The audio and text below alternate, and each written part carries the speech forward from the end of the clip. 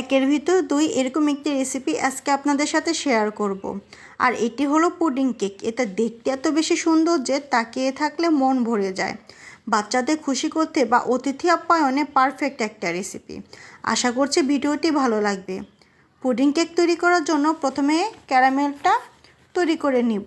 আর এর জন্য চুলায় একটি সসপ্যান বসিয়ে দিয়ে দিচ্ছি এর মধ্যে 4 টেবিল চামচ পরিমাণ চিনি। চুলার আঁচটা মিডিয়াম লোতে রেখে চিনিটা যখন নিজে নিজে গড়তে শুরু করবে এ পর্যায়ে একটু নেড়ে চেড়ে দিব। 1 মিনিটের মধ্যে দেখা যাবে এর মধ্যে গাঢ় গোল্ডেন কালার চলে এসেছে। এ পর্যায়ে আমি এটাকে চুলা থেকে নামিয়ে এক সাইডে রেখে দিব। এবার প্রথমে আমি পুডিংয়ের মিশ্রণটা তৈরি করে নিব। আর এর জন্য একটি বলে নিয়ে নিচ্ছি রুম টেম্পারেচারে রাখা 2টি ডিম, 1/4 কাপ চিনি আর হাফ চামচ ভ্যানিলা এসেন্স। একটা হ্যান্ড হুইস্কের সাহায্যে সবগুলো উপকরণ খুব ভালোভাবে মিশিয়ে নিব যতক্ষণ না পর্যন্ত চিনিটা গলে যাচ্ছে। ডিম আর চিনি খুব ভালোভাবে মিশিয়ে নেওয়া হয়ে গিয়েছে। এখন এর মধ্যে দিয়ে দিচ্ছি আগে থেকে জাল করে রাখা 1 কাপ ঠান্ডা দুধ, 10 টাকা দামের ডানো গুঁড়া দুধের 1 প্যাকেট। এখন এই সবগুলো উপকরণ খুব ভালোভাবে মিশিয়ে নিব। মিশানো হয়ে গিয়েছে। এবার এটাকে এক সাইডে রেখে দিব। এখন আমি কেকের মিশ্রণটা তৈরি করে নিব। আর এর জন্য এখানে 2টা বাটি নিয়েছি। এবার রুম টেম্পারেচারে রাখা 2টি ডিম নিয়ে কুসুম আর সাদা অংশ আলাদা করে নেব। এখন ডিমের সাদা অংশটা ফুম করে নেব। একটি ইলেকট্রিক বিটারের সাহায্যে ফুমটা করে নিচ্ছি। প্রথমে লো স্পিডে 1 মিনিট বিট করার পর 1/4 কাপ চিনি এখানে আমি অল্প অল্প করে 3 বার মিশাবো আর বিট করতে থাকবো। 2 থেকে 3 মিনিটের মধ্যে এটা পারফেক্টভাবে ফুম হয়ে যাবে।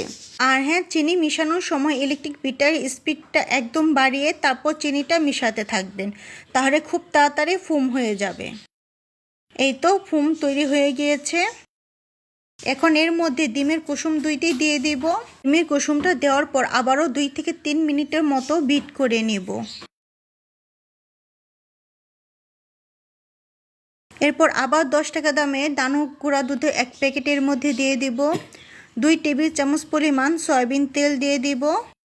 হাফ চামচ পরিমাণ ভ্যানিলা এসেন্স। এখন এটা আরও 1 মিনিটের মতো বিট করে নিব। এবার একটা চালনির উপর নিয়ে নিচ্ছি 1/4 কাপ ময়দা, 2 টেবিল চামচ কোকো পাউডার, হাফ চা চামচ বেকিং পাউডার। এখন এই শুকনো উপকরণগুলো অল্প অল্প করে চেলে মিশিয়ে নিব। আর এ পর্যায়ে তাড়াহুড়া করা যাবে না, একদিক থেকে ঘুরিয়ে ঘুরিয়ে মিশাতে হবে। আর এই শুকনো উপকরণগুলো একসাথে মিশাতে যাবেন না, 3 বারে মিশাবেন। অল্প অল্প করে চালবেন, মিশাবেন, আবার চালবেন, আবার মিশাবেন। ঠিক এভাবে করে 3 বারে মিশাতে হবে। এবার যে সসপ্যানে ক্যারামেলটা করে রেখেছিলাম সেটা পুরোপুরিভাবে ঠান্ডা হয়ে গিয়েছে। এবার সসপ্যানের উপর চালনি রেখে পুডিংয়ের মিশ্রণটা ঢেলে দিব। এরপর যে কেকের বেটারটা তৈরি করেছি কেকের বেটারটার মধ্যে দিয়ে দিব। আর ভয় পাওয়ার কিছু নেই, কেকের বেটারটা এতটাই পাতলা হয়েছে যে পুডিংয়ের মিশ্রণের সাথে একদমই মিশে যাবে না। আর এই কেক পুডিংটা আমি রাইস কুকারে তৈরি করব। তার জন্য রাইস কুকারে আমি পরিমাণ মতো পানি দিয়ে দিয়েছি, তার নিচে একটি কাপড় দিয়ে তার উপর একটি স্ট্যান্ড বসিয়ে দিয়েছি। এখন এই কেক পুডিংয়ের সসপ্যানটা রাইস কুকারের উপর দিয়ে দিব। এরপর ঢাকনা দিয়ে ঢেকে দিব। আর রাইস কুকারে ঢাকনা দিয়ে আবারও ঢেকে দিব। আর যে সিডলিটা আছে একটি টিস্যুর সাহায্যে এই সিডলিটা বন্ধ করে দিব যাতে ভিতরে বাষ্পটা বের হয়ে না যায়। আর 40 মিনিটের মধ্যে এই কেক পুডিংটা তৈরি হয়ে যাবে। এই তো 40 মিনিট পর আমি ঢাকনাটা উঠিয়ে নিচ্ছি। তো কেক পুডিংটা ভিতরে পারফেক্টভাবে হয়েছে নাকি তার জন্য আমি একটি কাঠির সাহায্যে চেক করে নেব। এই দেখুন কাঠিটা একদম পরিষ্কার বের হয়েছে, একটুও ভিজা নেই। তো কেক পুডিংটা এখন আমি রাইস কুকার থেকে নামিয়ে নেব।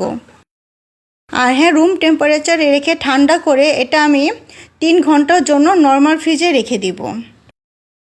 তো 3 ঘন্টা পর নর্মাল ফ্রিজ থেকে বের করে নিলাম। এখন একটি চাকুর সাহায্যে চারপাশ থেকে হালকা হালকা করে ছাড়িয়ে নেব।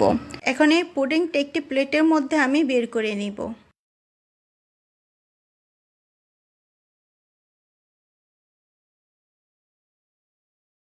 এই তো পুডিংটা দেখুন কত সুন্দর হয়েছে। আর পুডিংয়ের লেয়ারটা দেখুন, কেকের লেয়ার পুডিংয়ের লেয়ার একটাও মিশে যায়নি। তো আমি এখন আপনাদের কেটে দেখাচ্ছি এর ভিতরে কেমন হয়েছে। এই যে ভিতরে ঠিক এইরকম হয়েছে, এতটা সুন্দর হয়েছে দেখেই মানে খেতে ইচ্ছা করে যে এতটা লোভনীয় হয়েছে। তো বাসায় আপনারা অবশ্যই ট্রাই করবেন এভাবে একবার কেক পুডিং তৈরি করা। এটি খেতে কিন্তু দারুণ লাগে। তো আমি আপনাদের একটি কেটে দেখাচ্ছি এটা ঠিক কতটা সফট হয়েছে, আর ভিতরে দেখুন একদম পারফেক্ট হয়েছে।